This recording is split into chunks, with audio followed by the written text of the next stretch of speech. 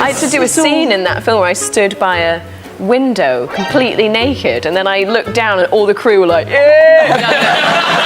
From breaking Ryan Gosling during an interview to teasing Dwayne Johnson in front of everyone. That's why no celebrity has zero filter like Emily Blunt. Like when Matt Damon suddenly got asked this random question. How sweaty are you right now? Pretty sweaty, but only in spots. Ooh, which spots? Come on. Under the arms. Crotch? Yeah, when you said it was hot, I suppose it's hot as my balls. It's hot as my balls. When you sweat, where do you tend to sweat from? And Dwayne Johnson, who seems to think exactly like Emily. We have a beautiful path lit behind us, usually to show people where you have the beautiful path, and then you have the beautiful co-star. Mwah! Nope, I think this was just, sorry, I'm here. The adventure of a lifetime. I lost my line. Wait, I'm sorry. Welcome to the adventure of a lifetime. No, I didn't! What is Emily Blunt doing right now? Unfortunately, talking to Dwayne Johnson. That's what I'm doing. Do you guys have like a funniest moment that happened on set? Do you remember when you threw up? wow. I'm joking. I've been teasing him about better say I'm motion joking. sickness all You know day. what's coming next. I do. And of course, even the day they met had to be something unique. Met him, he called a dinner, just to probably see if I was all right. I was quite nervous to meet him, I have to say. You kind of don't know a lot about him at the same time. You're not prepared for him. No, he walks in and I heard myself just go, hey! Like, I didn't know what I was doing. And he literally went, hi, how are you? Like, I mean, he was like, shut up, you know. And her quick mind also made this interviewer rethink what he had just said. You must have really got, I know you're always in shape. I don't know. Look, you gotta How dare you? But Did you see that? He went, you're always at you. he does a lot of action movies, and he's always in shape. Emily, you're always a bit. but you got fit. But I got fit for this one. And just look at what Meryl Streep said to her at an Into the Woods event. Whoa, look at you. I like that vibe, actually. This was for Into the Woods, and my favorite thing that Meryl said to me is I showed up wearing this dress. Everyone else was quite cash, like New York cash, and I walked in and Meryl went, overdressed. Oh no! So I'm gonna say overdressed. Something really funny is that in real life, she and Anne Hathaway seem to be the exact opposite of their characters. I think she feels like a lot of people do, which is like, I think I might be doing everything right, but everything's still going wrong. No, I was just distracted by how cute you were taking that little bite of scone. It was so, you were literally listening, you were so attentive and you were like, it was very cute. This time, all it took was an innocent gesture in Jimmy Kimmel's audience for Emily's mind to go way too far. Who watches that? What does DQ stand for? Someone's motioning something sexual to me over there. He was like this. And it seems like these situations happen more often than they should. What's green and smells like Is this a question or it smells like what? pork? What's green and smells like pork? Why is it something gross? It's like No, it's not Kermit's gross. penis or something. No, Jesus. No. It's good though. Kermit's finger, but it was close. That was crazy you would go there. Jesus. Kermit's penis, okay. But this time, the topic itself wasn't helping her either. Really scared of like handshakes and fist pumps, and I always feel like I'm gonna. I never said, why? I have no idea what You went like this. I just, my face suddenly lapses into that sometimes. Fist pumps. No. During the filming of Edge of Tomorrow, Tom Cruise would never forget the day Emily decided she wanted to do an action scene. We were driving this crazy old car with a big trailer behind it, and the stunt guy was like, right, you know, I want you to like go really fast down the path and then take a really hard right. It can be kind of violent. I was like, great. Tom Cruise is in the passenger seat. I tear down this path, and Tom's being very quiet behind me, and suddenly I just hear him under his breath as I approach the right-hand turn. I hear him going, brake, brake, brake. Brake. Break. Oh God, and break. Oh, and break the car. And I left it too late, and so drove us into a tree. And I almost killed Tom Cruise. The filming of this movie was so intense that one time she almost managed to break Tom's calmness. Emily Blunt did break your spirit. No, she didn't break my spirit. Being dropped out of this ship in our exosuits, and it was a tiny set. They'd made the set really small. It was kind of like as big as a sardine can, and we're all in there. It's so hot in there. There's no air in there. Camera crew are like bumping into us, and people are just like hanging like this, just waiting for them to shout action and pouring with sweat. I remember looking at him, and he was like, "Guys, please roll, please roll." And I just looked at him, and I just went, "Oh, this sucks," like that. And he looked at me, and he goes, "It's a challenge." Speaking of her driving skills, on another day, she was calmly driving through the city until she discovered one small detail. I was rocketing along Sunset Boulevard, wondering what this strange grinding metal against concrete sound was, thinking, surely it's nothing to do with me. Right. And then I pulled into a hotel and the valet guy was like, "Lady, you got a flat." And I was like, "Oh, right, that's what it was." In The Huntsman, Winter's War, Charlize Theron never imagined what the biggest problem with that scene would be. We were really gassy in the dresses as well. It was yeah, that's She's actually not. And the thing. She's not it was pregnant. tough. That's what that is. Yeah. She's being really nice. Just gassy. She was not gassy. I was very gassy. This one had to glide towards me during a really intense scene, and she went, "This is my kingdom, my dominion." Another interviewer who broke her instantly was during this interview alongside Dwayne Johnson. What is Dwayne's signature wrestling move? It's the people's elbow. No, it's got to be C. It's actually It's C. not there, the people's elbow. No, it's right in the front. No, it's That's not. where he lands it Balls. every time. This time, she only needed one sentence to win an argument that had lasted for months with Ryan Gosling. Hello, Emily. Wow, bit of a frosty hello. Not at all. No, I'm just happy that we can finally put this Barbenheimer rivalry behind us. That's right. That's right. Here's Ken and Kitty, just leaving all that fodder in the dust, guys, right? And the way this award season's turned out wasn't that much of a rivalry, so just let it go. And even when she's not around her friends, she still teases them. Tom Cruise was the target that day. If you guys could go the opposite direction and make a theme park ride out of one of your past movies, which movie from your career do you think would make the most interesting theme park ride? I'd say Edge of Tomorrow would make a pretty good theme park ride. Ooh. Yes. Right, with the aliens and it would make sense because you have to avoid them, and then you'd get to kill Tom Cruise a lot. Fun. Tom, I love you. You know I love you. And sometimes just being honest is enough for her to make anyone lose their composure. You got a little bit more of your British accent on that one. A little mustard, as you say. If I sound like you, I have a problem. But sometimes her impulsive nature also ends up putting her in some dangerous situations, even if they're imaginary. There was a guy next to me, and we all know it when people are on their phones during a movie and texting, the light is distracting, right? Yeah. So he was texting, and I just gently just said, "I'm so sorry, would you mind just not doing that while watching the movie?" And he gave me a look like, oh my God, he could clock me. And I was thinking in my head, what would I do if this man attacked me? It's so lame. I'm sitting there planning my make-believe attack that never happened. But So what would you do? I'd probably go for the balls, right?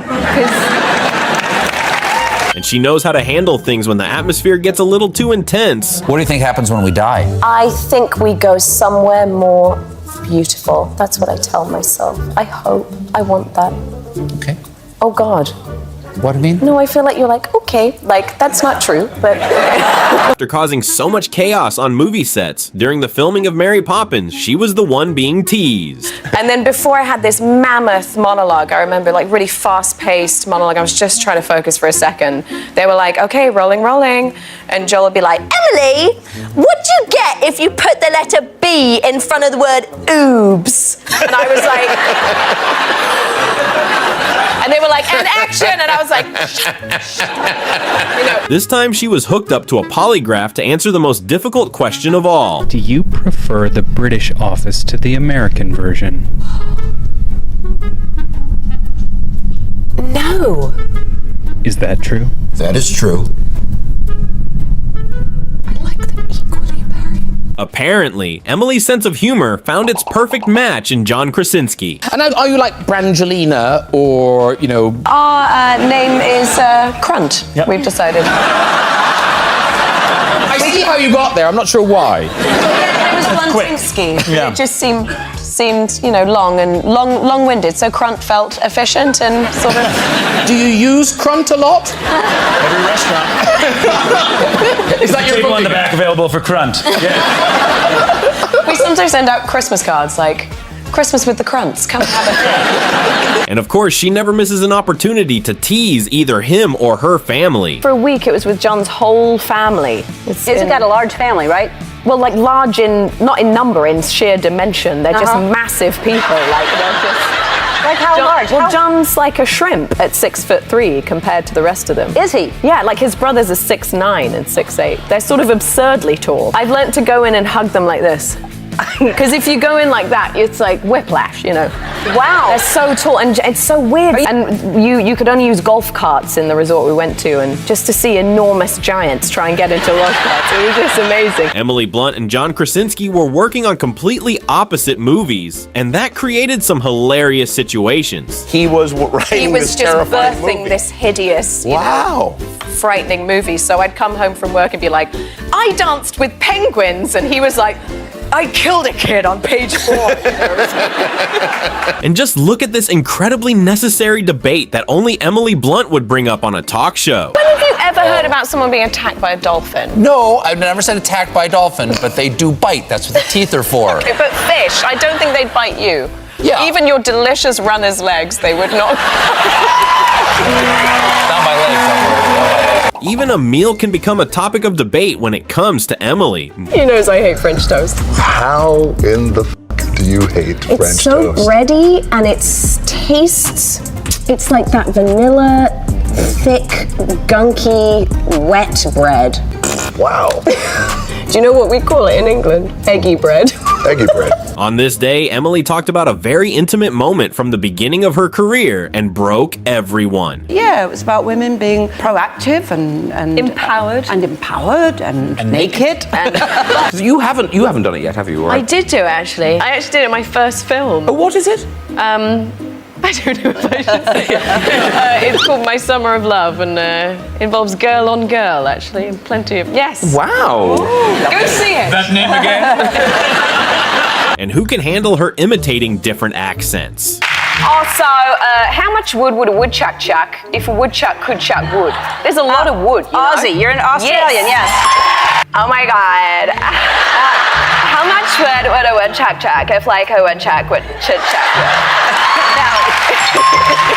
And when Matt Damon chose the wrong words, Emily obviously didn't let it slide. Kissing, who you're probably going to be friends with anyway, and I can forgive some halitosis. She can even nail sign language. Who was better at signing, me or John? I think you, Emily. Yeah. What do you remember what you called me on set though? Baby signer. You said I was like a baby signing. I did, but you still sign so cute. That's my favorite. She used to do that to me all the time. Whenever I'd sign, she'd be like, It's so cute. But there seems to be one thing that leaves Emily completely embarrassed. Honestly, it changes the air in the room. Everyone is just completely and totally stunned by what she does. Oh, but I really learned early on in our relationship was that British people are notoriously terrible at taking compliments. Would you agree? Just like it's kind of like